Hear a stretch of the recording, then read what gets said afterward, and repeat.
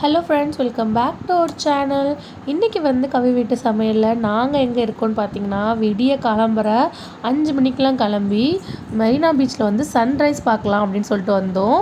So அங்கே 2 குதிரை குதிரையில் காட்ஸ் ரோந்துக்கு போயிட்டு இருந்தாங்க. ஸோ ஃபர்ஸ்ட் டைம் சன்ரைஸ் பார்க்கலாம் அப்படின்ற எக்ஸைட்மெண்ட்டோட 5 மணிக்கெலாம் கிளம்பி இங்கே வந்தாச்சு. பார்த்தா ஒன் சைடில் நல்லா அப்படியே ரெட்டிஷாக இருந்துச்சு. சரி, சன் வரப்போகுது அப்படின்னு சொல்லிட்டு வெயிட் பண்ணி பார்த்துட்டு இருந்தோம். பசங்கள்லாம் தூங்கிட்டு இருந்தாங்க. ஸோ ரொம்ப ஈகராக நடக்க முடியாமல் அந்த கடற்கரையில் நடந்து உள்ளே போயிட்டு இருந்தோம். இவ்வளோ இருட்டாக இருந்துச்சு 5-5:30க்கெல்லாம். அங்கே எங்களை போலவே நிறைய பேர் சன்ரைஸ் பார்க்க வந்திருந்தாங்க. ஸோ இனியா எந்திரிச்சிட்டாங்க. மகிழ் தான் இன்னும் எந்திரிக்கலை, தூங்கிட்டு இருந்தான். நல்லா இருந்துச்சு. காலையிலே அந்த பீச்சை பார்க்கும்போது ரொம்ப நல்லா இருந்துச்சு. ரொம்ப ஃப்ரெஷ்ஷான அந்த ஏரு, கூலிங்கான ஒரு காற்று எல்லாம் சேர்ந்து ரொம்ப நல்லா இருந்தது. வெயிட் பண்ணி பார்த்தோம். 6 ஆயிடுச்சு மணி. அப்போயும் சன்செட் வரலை. ஸோ பக்கத்தில் மீன் வாங்க போகலாம் அப்படின்னு சொல்லிட்டு போனோம். பார்த்தா இன்றைக்கி மீன் ரொம்ப படகு பிடிக்க போகலை, நண்டு மட்டும்தான் பிடிக்க போகிறோம் அப்படின்னு சொல்லியிருந்தாங்க. ஸோ வீட்டுக்கு கொஞ்சோண்டு மீனும் நண்டு வாங்கிட்டு வரலாம் அப்படின்ட்டு போனோம். ஐஸ் மீன் தான் இருந்துச்சு. அவ்வளோ ஃப்ரெஷ்ஷாக இல்லை. ஸோ வஞ்சரம் மீனும் அப்புறம் இறாலும் மட்டும் வாங்கிட்டு வந்துட்டோம் நாங்கள். அதை க்ளீன் பண்ணுறதுக்கு 30 rupees per kg கேட்டாங்க. வஞ்சரம் மீன் ஒரு கிலோ 500 ரூபாய் சொல்லியிருந்தாங்க. ஸோ 1 கிலோ வஞ்சரம் மீன் வாங்கிட்டு இறால் வாங்கிட்டு அங்கேயே க்ளீன் பண்ணி வாங்கிட்டு வந்துட்டோம் நாங்கள். ஸோ க்ளீன் பண்ணிகிட்டே இருக்கும் போது ஒரு செம்ம சர்ப்ரைஸு. என்னென்னு திரும்பி பார்த்தா சன் டக்குன்னு மேலே வந்துட்டாப்புல. ஸோ மேகம் இருந்ததுனால அந்த கடலை ஒட்டி சன் எழும்புறதை எங்களால் பார்க்க முடியல. ஸோ மோனி சொல்லிகிட்டு இருந்தான், இந்த பக்கம் சன்னு தெரியுது, இந்த பக்கம் மூன் தெரியுது. ஸோ ரெண்டுமே அட் அ டைமில் பார்த்து எக்ஸைட்மெண்ட் ஆகிட்டு இருந்தான் மோனித்து. ஸோ நியூ இயர் அன்றைக்கி நாள் மார்னிங் இப்படி தான் போச்சு. அடுத்து நியூ இயர் எனக்கு நாள் நைட்டு பெசன்ட் நகர் பீச் போயிட்டு நியூ இயர் செலிப்ரேட் பண்ணலான்னு சொல்லிட்டு பிளான் பண்ணியிருந்தோம். ஸோ 10 மணிக்கு மேலே தான் கிளம்பி போயிருந்தோம். 10-10:30 ஆகிடுச்சு நாங்கள் அங்கே போகிறதுக்கு. பைக் பார்க்கிங் தான் கிடைக்கவே இல்லை. ஸோ ரொம்ப நேரம் பைக் பார்க்கிங் கலைஞ்சிட்டு 11:30 மணி போல் பைக் பார்க் பண்ணிவிட்டு பெசன்ட் நகர் பீச் ரோட்டில் வந்திருந்தோம். பீச்சுக்குள்ளே யாரையுமே அலோவ் பண்ணல. பீச்சுக்கு வெளில நின்றுட்டு இருந்தோம். நிறைய மீடியாலேருந்து வந்தாங்க. கலாட்டாஸ், கலைஞர் டிவி, அது மாதிரி நிறைய நியூஸ் சேனல்ஸு எல்லாருமே எல்லாருக்கும் நிறைய பேர் பேட்டி எடுத்துகிட்டு இருந்தாங்க. ஸோ ஃபர்ஸ்ட் டைம் நான் நியூ இயர் சென்னையில் செலிப்ரேட் பண்ணுறேன். டைம் நெருங்க கூட்டமும் நிறைய ஆயிடுச்சு. மகிழ் இந்த மேலே ட்ரோன் விட்டுருந்தாங்க எல்லாரையும் கண்காணிக்கிறதுக்காக. ஸோ மோனிக் செம்ம என்ஜாய்மெண்ட் வைப்பில் இருந்தாப்புல. செம்ம ஜாலியாக என்ஜாய் பண்ணிகிட்டு இருந்தாங்க. ஸோ டைம் நெருங்க வெடி போட்டு என்ஜாய் பண்ண ஆரம்பிச்சிட்டாங்க.